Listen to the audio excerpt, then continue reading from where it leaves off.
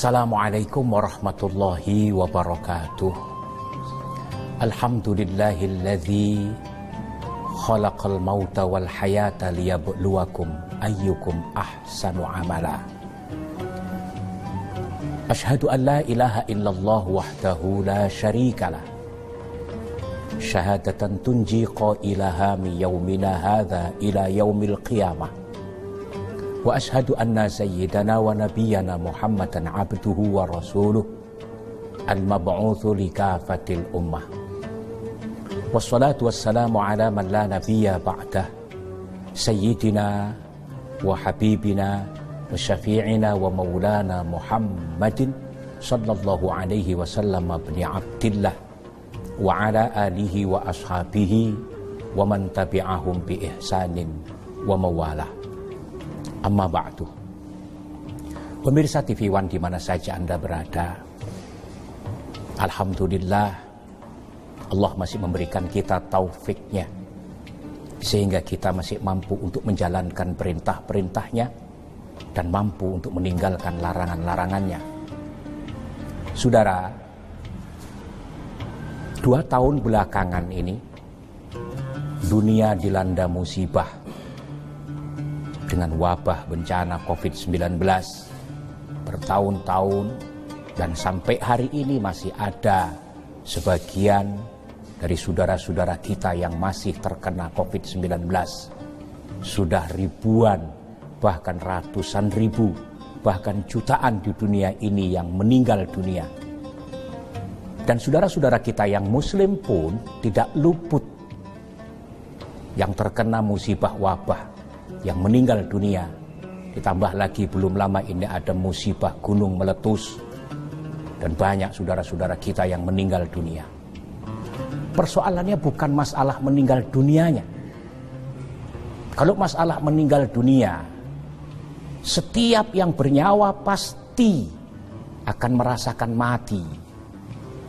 Tetapi yang kita harapkan, dan setiap muslim berharap, agar kematiannya nanti, supaya dimatikan pada akhirnya nanti, mati dalam keadaan husnul khotimah.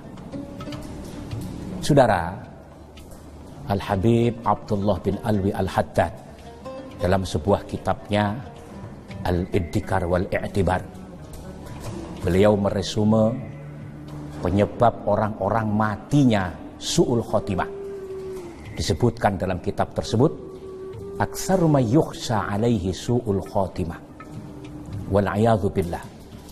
Kebanyakan ulama berpendapat orang-orang yang matinya dikhawatirkan su'ul khotimah, dan kita berlindung kepada Allah dari su'ul khotimah itu. Siapakah orang-orang yang dikhawatirkan matinya su'ul khotimah itu? Yang pertama, al-mutahawwinu bis-shalah, orang yang ceroboh, orang yang meremehkan sholat, orang yang lalai untuk mendirikan sholat. Kita tahu semuanya, orang Islam pasti tahu bahwa Nabi bersabda, as-salatu imaduddin, faman aqamaha faqad aqamaddin, waman tarakaha faqad hadamaddin. Sholat itu tiangnya agama. Barang siapa yang mendirikan sholat, maka dia mendirikan agama. Dan barang siapa yang meninggalkan sholat, maka dia meruntuhkan agama. Sehingga perintah sholat ini diajarkan kepada kita supaya kita mengajarkan ke putra-putri kita untuk mendirikan sholat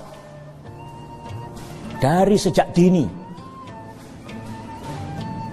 Dalam sebuah hadis Rasulullah Muhammad sallallahu alaihi wasallam bersabda, "Muru auladakum bis shalah wa hum abna'u sab'in wa baribuhum 'alaiha wa hum abna'u 'ashrin wa farriqu bainahum fil madaji." Perintahkanlah putra-putrimu untuk mendirikan salat ketika putra-putrimu tersebut berusia 7 tahun. Dan pukullah mereka ketika sudah berumur 10 tahun masih belum mau mendirikan sholat, dan pisahkanlah tempat tidurnya. Kenapa? Karena yang namanya sholat ini Di dalam sebuah hadis pun Kanjeng Nabi menyatakan bahwa as-sholatu ra'sul ibadah. Sholat itu kepalanya ibadah. Yang namanya kepala, dalam tubuh kita ini yang paling esensial itu kepala. Dalam tubuh kita tuh yang paling vital kepala. Kalau orang kehilangan kakinya satu, dia masih bisa berjalan. Kalau orang kehilangan kedua kakinya masih bisa hidup. Kalau orang dipotong kedua tangannya masih bisa hidup. Tapi kalau orang dipotong kepalanya, impossible, dia masih bisa hidup. Artinya saudara-saudara sekalian, sholat itu esensi di dalam Islam. Bahkan kata Kanjeng Nabi, al-farqu bainal abdi wal kufri fis shalah. Yang membedakan seseorang itu muslim atau kafir, itu sholat atau tidaknya. Sementara sekarang ini banyak di antara kita di zaman modern ini dengan kesibukan yang begitu padat. KTP-nya Islam, ngakunya muslim, pakaian Islam, tapi sholatnya enggak. Jangankan meninggalkan sholat, tahawun dalam sholat saja berisiko mati su'ul khatimah. Wa na'udzubillahi min dzalik. Tahawun itu misalnya sudah tinggal 10 menit kita mau azan subuh. Padahal semalam suntuk tidak tidur, tinggal 10 menit mau subuh dia tidur. Itu termasuk tahawun. Kenapa? Karena akan sangat sulit untuk sholat subuh. Apalagi bagi orang yang jomblo, yang masih sendiri, baik itu bujangan maupun duda, baik itu gadis maupun janda. Kalau nggak ada teman di dalam kamar tersebut, lalu kemudian tinggal 10 menit sholat subuh dia tidur, siapa yang mau bangunin? Maka ketika seperti itu terjadi, itu disebut dengan tahawun, sembrono dia. Karena dia sembrono, maka termasuk berbuat dosa. Berbeda dengan orang yang memang dalam semalam itu dia tidur, ternyata begitu bangun sudah jam 7 pagi karena ketiduran, itu berbeda. Tapi kalau kurang 10 menit mau subuh, sementara dia sadar dia tinggal sendirian, nggak ada istri, nggak ada suami, nggak ada yang lain, malah tidur, bangun jam 8, itu tergolong tahawun.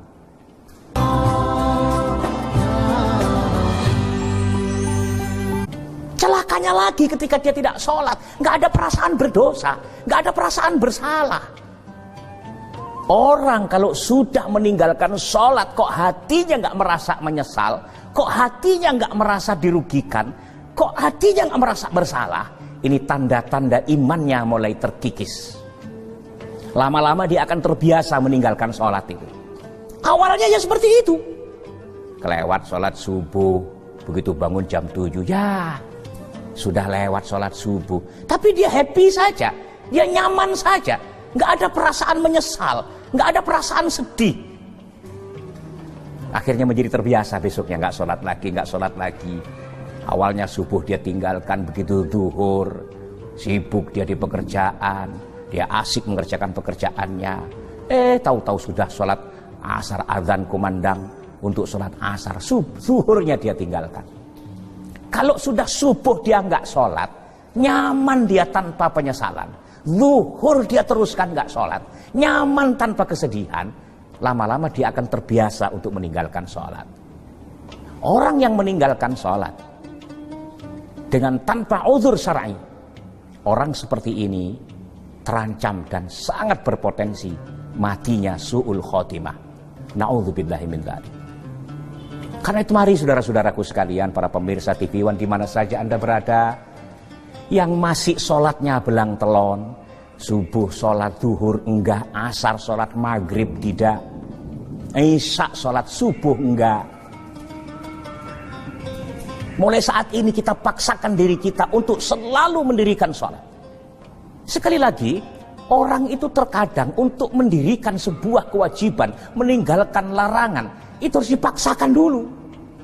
Baru setelah dipaksakan bisa ikhlas. Kalau kita nggak mulai, kita nggak paksakan, sulit. Sudahlah, yang penting sholat dulu.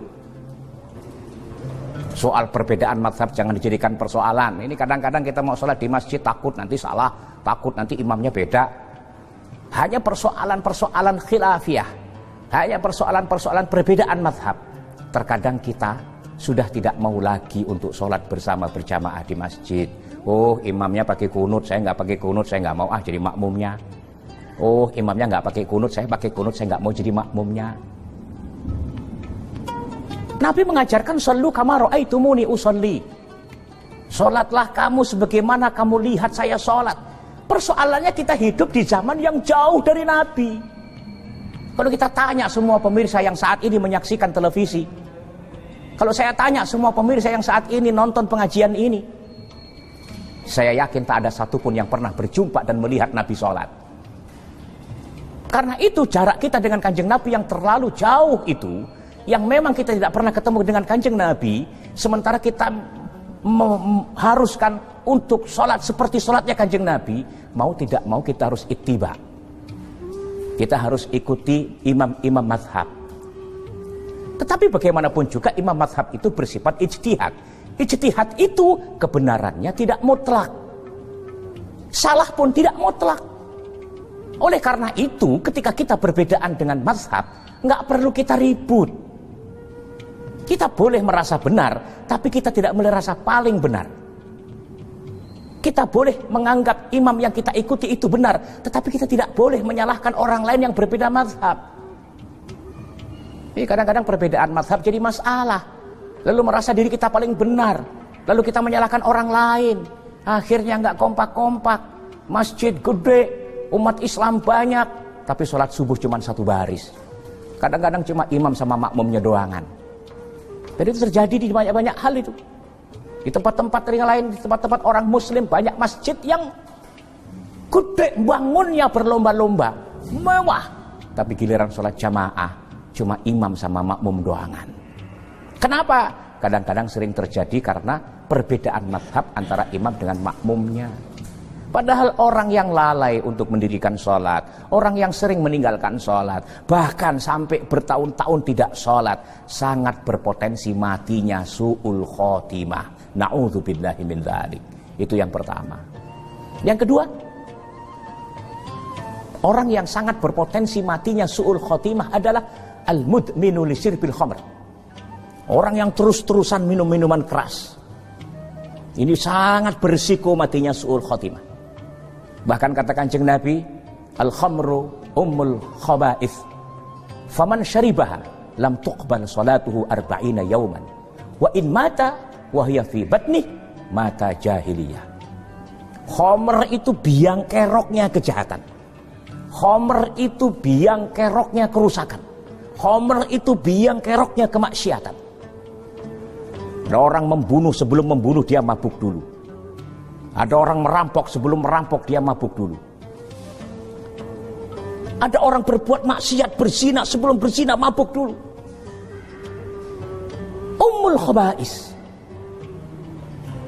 Awal kebanyakan orang berbuat nekat, awal kebanyakan orang berbuat maksiat, karena ummul khaba'is tersebut dia minum, khamr tersebut dia minum.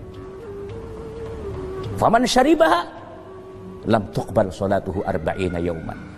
Dan barang siapa yang minum minuman keras, Allah tidak menerima sholatnya selama 40 hari.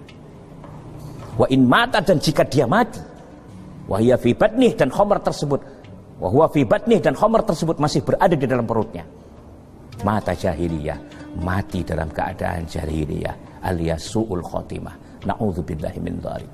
Karena itu mari jangan kita ngandelin kepada orang-orang yang berwajib untuk menghindarkan putra-putri kita dan keluarga kita dari minum-minuman keras. Mulai dari kita sendiri. Qu anfusakum wa ahlikum nara. Jagalah dirimu dan keluargamu dari siksa api neraka. Jagalah dirimu dan keluargamu dari minum-minuman keras. Kenapa? Orang yang terus-terusan minum minuman keras sangat berpotensi matinya su'ul khotimah. Na'udzubillah. Itu yang kedua. Yang nomor 3, orang yang sangat berpotensi matinya su'ul khotimah adalah al-aqu liwalidayh. Anak yang durhaka kepada orang tuanya. Anak yang durhaka kepada kedua orang tuanya sangat berisiko matinya su'ul khotimah. Kita orang tuanya, berbaktilah kepada kedua orang tuamu. Yang pernah berbuat salah kepada ibu bapaknya, mintalah maaf dan minta ridhonya. mumpung kau masih bisa, mumpung kau masih hidup, supaya matimu husnul khotimah. Itu yang ketiga. Yang keempat, orang yang berpotensi matinya su'ul khotimah adalah alladzi yu'dzil muslimin. Orang yang sering nyakitin orang Islam yang lainnya, apapun sebabnya. Apakah itu karena perbedaan pendapat tentang mazhab, lalu kemudian menyakiti saudaranya dengan kata-katanya, dengan sebutan kafir, dengan sebutan munafik? Jangan kau lakukan itu. Jangan kau lakukan itu. Karena kalau kita sering melakukan perbuatan yang menyakiti hatinya orang yang muslim, maka sangat berpotensi matinya su'ul khotimah. Na'udzubillahi min dzalik. Hindari perpecahan, hindari permusuhan, hindari nyakitin orang lain. Karena sering menyakiti hati orang lain akan menyebabkan matinya su'ul khotimah. Na'udzubillahi min dzalik. Itu yang nomor 4. Yang nomor 5, orang yang berpotensi matinya su'ul khotimah adalah al-musyirruna 'alal kabair wal mubiqat alladzina lam yatubu ilallahi minha. Orang yang sering berbuat dosa besar dan perbuatan-perbuatan keji yang lainnya, dan dia belum mau bertaubat dengan perbuatan sekarang ini. Kondisi berzina berarti dia mati dalam kondisi berdosa. Kondisi berzina berarti dia mati dalam kondisi berdosa besar, dan itu sangat berpotensi mati yang su'ul khotimah. Wa na'udzubillahi min dzalik. Termasuk perbuatan-perbuatan keji yang lainnya. Apakah itu perbuatan keji-keji yang lainnya? Itu seperti apa? Makan makanan yang riba, makan makanan yang haram. Itu kalau terus-terusan dilakukan, maka sangat berpotensi matinya su'ul khotimah. Karena itu saudara-saudaraku sekalian, 5 orang yang berpotensi mati su'ul khotimah ini harus kita hindari. 1, jangan kau tinggalkan sholat. 2, jangan kau sentuh minum-minuman keras. 3, jangan kau lukai hati kedua orang tuamu. 4, jangan kau sakiti orang Islam yang lainnya.